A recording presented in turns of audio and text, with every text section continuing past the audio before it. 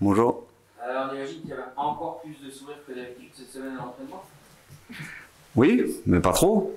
Non, il y a eu surtout un très bon week-end. Après, je l'ai évoqué avec vous après le match. Les joueurs étaient évidemment, on va dire, plus qu'heureux de cette victoire. Voilà. Ce qu'il faut espérer, ce que j'espère vraiment, c'est que ça leur enlève cette chape de plomb qu'ils avaient sur la tête et voilà tout ce qu'on leur rabâchait sans cesse. Après, très très vite, dès le lendemain, je leur ai dit que c'était qu'un match, qu'il fallait pas s'arrêter là. Je les ai chaudement félicités parce que c'est pas facile à faire, ce qu'ils ont fait, mais que ça devait être le début de quelque chose dans leur esprit. Après, ça marque aussi une certaine continuité dans ce qu'on est en train de mettre en place. Je trouve à chaque match, il y a des progrès qui sont visibles. Il fallait le matérialiser par une victoire, ça a été fait, donc ça peut que donner confiance. Après, il faut pas non plus tomber dans une euphorie exacerbée et se remettre au travail et puis mais s'appuyer là-dessus pour justement préparer le match qui vient. C'est ce qu'on a fait. Et puis avoir cette ambition de gagner le plus de matchs possible. Vous les avez sentis plus libérés encore que d'habitude dans l'entraînement? Ils ont tenté des choses qu'ils ne tentaient pas forcément, ou c'est vraiment très distinct de l'entraînement et le match?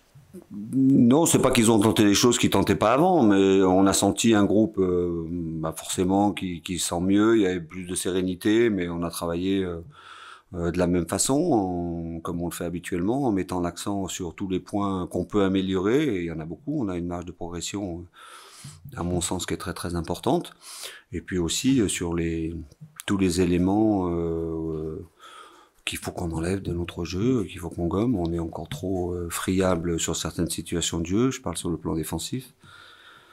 Je ne reviendrai pas sur les coups de pied arrêtés, parce que vous allez m'en parler.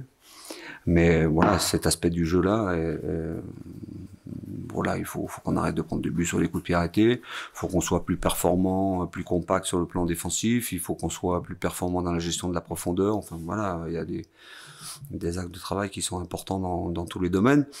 Par contre, même si on évoque ça, évidemment, moi j'insiste surtout sur ce qu'ils ont fait de bien et ce qu'ils peuvent faire de mieux encore. Voilà. L'idée, c'est de garder ce que vous avez vu sur le terrain, c'est-à-dire une équipe qui va vers l'avant, qui joue, qui se bat, qui veut gagner les matchs. On sent que dans cette équipe, il y a des choses qui commencent à venir, indépendamment de l'aspect du jeu. Sur le plan mental, psychologique, c'était un match qui était assez révélateur de l'état d'esprit de l'équipe. Donc j'espère que ce n'était pas que le fait d'un match, qu'on va pouvoir l'avoir aussi contre 3, parce que contre cette équipe-là, il faudrait être comme ça. Le groupe, il y a Abdi qui revient. Oui, mais il n'est pas fait. Ah. Le groupe, il n'est pas fait encore. Mais Amine est Ils sont out, contre les blessés longue durée? Non, pour l'instant, non. Non. Mais on a Amine à disposition, puisqu'il a pris qu'un match et un avec sursis. Où est-ce qu'il en est il est, si je prononce bien, est-ce qu'il est apte? Rist bah, il est apte. À débuter un match? Bah, ça fait un moment qu'il est apte à débuter. La question, c'est quoi? Apte. Il n'est pas prêt sur le plan physique, ça se voit quand il rentre. Après, il est apte, oui, il est apte. Il est apte, mais aujourd'hui, il est dans le groupe. Je trouve que quand il rentre, c'est mieux aussi chaque fois. Il a marqué un but qui va effectivement lui donner confiance. Sa qualité à lui, c'est ça. Le but qu'il met, il n'est pas facile à mettre. Il n'y a pas beaucoup de place pour la mettre. Même si ça paraît simple comme ça quand on voit les images, mais quand on analyse bien, il n'y a pas beaucoup de place pour mettre le but. Donc sa qualité, lui, c'est un joueur de surface, très adroit. Après, il faut aussi donc qu'il soit dans une meilleure condition physique. Il faut aussi qu'il s'adapte au rythme de la Ligue 2. C'est pas le même rythme que le rythme où il jouait. Et puis après, ça passe aussi par une meilleure connaissance de ses partenaires, par des automatismes, par des choses. Donc on travaille ça toute la semaine, mais même si mon boulot à moi c'est de faire un 11 au départ, j'ai un groupe de 18, pour moi ils ont tous la même importance. Et ils peuvent tous avoir une influence sur le match, on l'a vu sur le dernier match. Que ce soit lui quand il est rentré, que ce soit Momo quand il est rentré aussi. Donc c'est ça qui m'intéresse. Plus j'aurai de monde comme ça, plus ça sera compliqué de faire l'équipe, mais tant mieux. Après, ce qui est important, c'est que tout le monde reste dans cet état d'esprit-là, que tout le monde se sente important, voilà, titulaire ou pas titulaire au moment des matchs. L'idée, c'est d'avoir un groupe qui soit à la fois homogène et qui garde cet état d'esprit-là. Parce qu'on ne gagne pas les matchs à 11, on les gagne à bien plus que ça. Donc, tant qu'on aura ça, voilà. Je vous donne un petit détail peut-être aussi qui est très important pour moi quand je fais des changements et que je vois la façon dont sortent les joueurs, sortent rapidement pour permettre justement à l'autre de rentrer. Il y a pas de c'est ça l'état d'esprit d'une équipe. Ça se résume pas aux 11 qui débutent. Quel regard vous portez sur 3, notre prétendant à la montée? Pardon, excusez-moi. Quel regard portez-vous sur 3, notre prétendant à la montée? Pour moi, c'est une des meilleures équipes du championnat. Déjà, c'est une équipe qui n'a pas beaucoup changé, donc ils ont beaucoup d'automatisme, ça se sent dans leur jeu. Ils ont un collectif qui est bien huilé. C'est une équipe qui joue bien au foot, qui va vite, qui est performante dans les deux situations, qui est capable de créer des problèmes à l'adversaire en attaque placée et qui va très vite aussi en contre. Donc voilà, je dirais que la différence entre eux et nous, c'est qu'eux, ils sont sur une continuité sur 2 ans, alors que nous, on est en train de construire quelque chose. Mais bon, voilà, les forces et les faiblesses aussi, parce que comme toutes les équipes, cette équipe présente aussi des faiblesses. Ça va être à nous de les exploiter. Mais ce qui m'intéresse surtout sur ce match, c'est de s'occuper de nous. Voilà. Ce que j'attends surtout, c'est qu'on ait une continuité, une progression dans tout ce qu'on a mis en place depuis le début. Après, ça va être un match difficile. J'espère qu'il sera aussi difficile pour eux. C'est un huis clos largement amélioré avec la venue des Ultras dans le virage Bristaton. C'est une des bonnes nouvelles de la semaine aussi, ça. Oui, mais c'est quelque chose d'important. Je vous avais parlé de l'anniversaire qu'on voulait me souhaiter la semaine dernière. Celui-là, c'est un anniversaire qui est important. C'est un triste anniversaire, mais je trouve que c'est important que les supporters, que le club, que les joueurs, que moi, même si je viens d'arriver, cette affaire, évidemment, je l'ai suivie, je n'étais pas là, mais c'est toujours dramatique quand quelqu'un qui est un passionné de football et en plus un passionné du TFC perd la vie pour un match de foot, c'est dramatique. Donc je trouve que ce qui va être fait, c'est aussi quelque chose qui doit nous animer de quelque chose en plus quoi dans ce match. Ça me semble logique. Moi, j'allais revenir à la suite de la question d'avant. C'est un véritable test du coup 3 au regard du fait que c'est une équipe vraiment de qualité et qui pourrait permettre peut-être de franchir un palier en cas de... Ouais, mais je le prends pas comme ça parce que dans mon esprit, tous les matchs sont compliqués, alors de différentes manières en fonction des qualités des adversaires. Moi, je le prends pas comme un test. Je le prends comme une progression à ce qu'on a fait. Mais bon, je vous en ai souvent parlé. Moi, ce qui m'intéresse, c'est de gagner les matchs. Ce que j'attends des joueurs, c'est ça, gagner le match. Après, évidemment que c'est 3, évidemment que c'est une équipe qui a de la qualité, mais je trouve, je pense que nous, on en a aussi à mettre en face.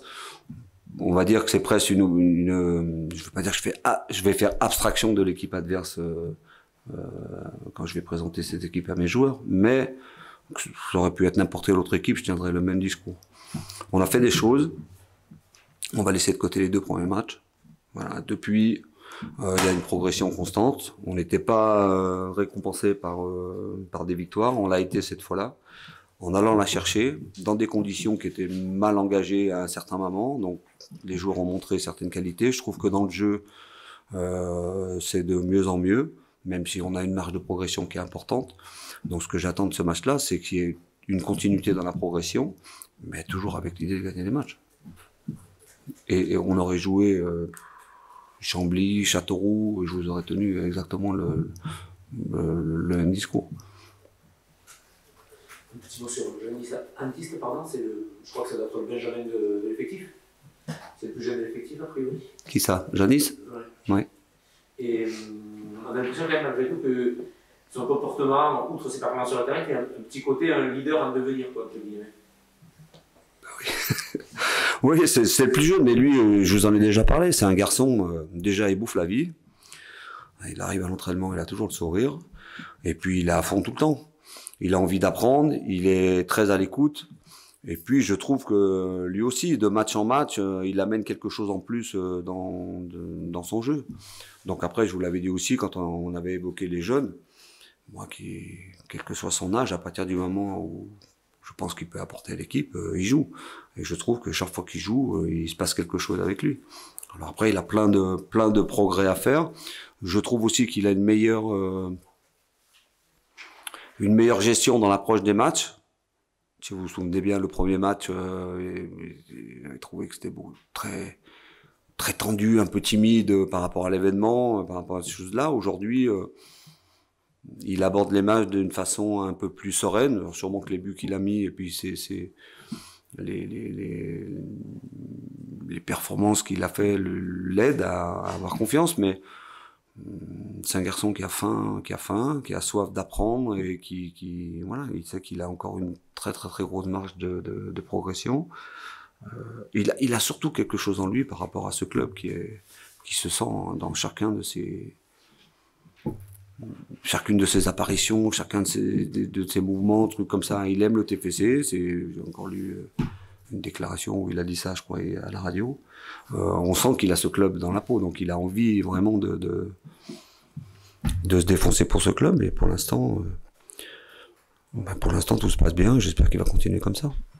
Justement, pour Janis, avec quel autre attaquant vous pensez qu'il est le plus complémentaire? Parce que pour l'instant, avec Bayo, c'est pas encore tout à fait prouvant. Je pense qu'il peut être complémentaire. Lui, il peut être complémentaire avec n'importe quel style d'attaquant.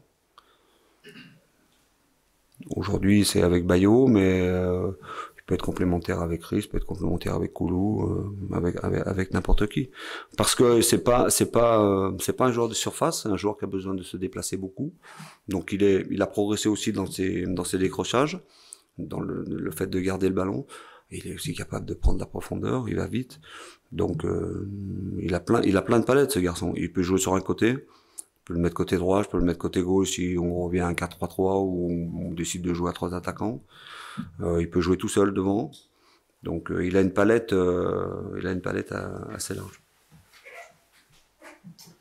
Il reste plus que 5 jours, donc on va vous titiller un peu avec le mercato. Bah oui, mais... Et est-ce que, bon, tout le monde le sait, vous cherchez encore des joueurs. Est-ce que par exemple, Sangaré va trouver un successeur à tout prix? Mais je vous ai dit l'autre fois, j'espère pouvoir compter sur 3 joueurs, un joueur par ligne.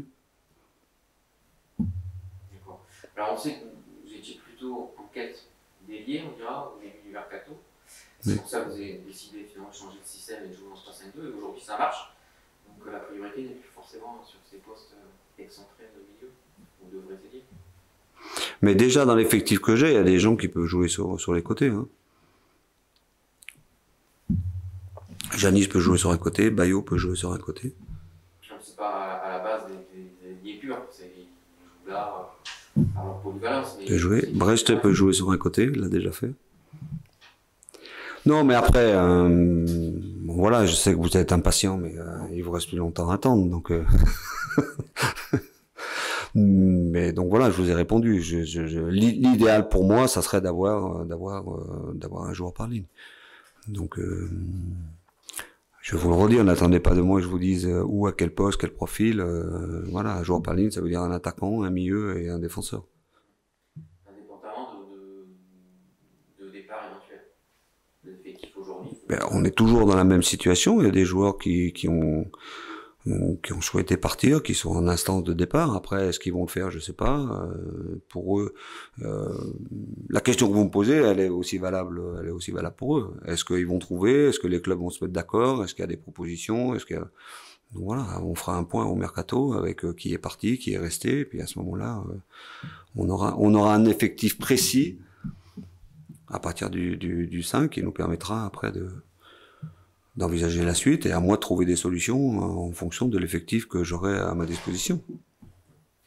Vous avez hâte que le 5 soit passé pour avoir l'effectif figé, pouvoir travailler, pouvoir faire plus sereinement? Comme tous les entraîneurs. quelle que soit l'issue de ce mercato entre les départs et les arrivées, alors après, on fera un bilan au mercato entre ce qu'on voulait faire et ce qu'on a fait, entre ceux qui voulaient partir et qui sont réellement partis et qui sont pas partis. Donc voilà, mais ça va pas durer 8 jours. Hein. Après, j'aurai un effectif, le 5, jusqu'au prochain mercato. Et puis après, voilà, ce sera à moi de composer avec ça, d'utiliser cet effectif le mieux possible, en restant dans ce que j'ai évoqué avant, avoir la meilleure équipe possible et gagner les matchs. Voilà. Ce qu'il y a de sûr, c'est que quel que soit, quand on aura cet effectif-là, la chose qui sera la plus importante pour moi et sur laquelle je serai intransigeant, c'est que l'état d'esprit doit rester le même que celui d'aujourd'hui. Le départ de Jérôme Fougeron, ça change quoi sur ces derniers jours de mercato? Moi, j'ai lu les choses comme vous, mais Jérôme, il était là ce matin, j'ai bu un café avec lui, on a encore parlé du mercato. Qu'est-ce que vous voulez que je vous en dise? Moi, c'est une rumeur, ça. Je sais pas comment on appelle ça dans le langage. Un fake, non? C'est ça qu'on dit? Sur le net, les fake news. Je sais pas. Jérôme, il est là, il était là ce matin. J'ai passé encore une demi-heure avec lui ce matin. Donc, j'ai vu, j'entends, mais bon, voilà. D'autres questions? Si, oui ou non? Oui. Une dernière question, là.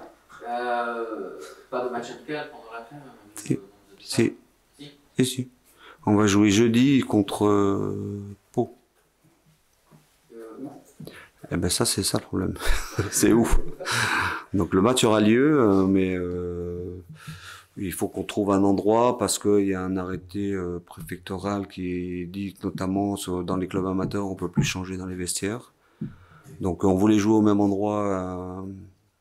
Je sais plus où c'était qu'on avait fait le match de préparation. Contre Pau. Mais on peut pas parce qu'on peut pas changer dans les vestiaires.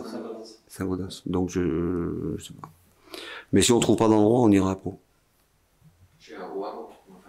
Non, ça sera ou à Pau ou sur un autre terrain si on trouve, mais là, ça va se décider ces jours. Mais il y aura un match, c'est sûr. C'est bon. Eh ben, merci beaucoup. Merci.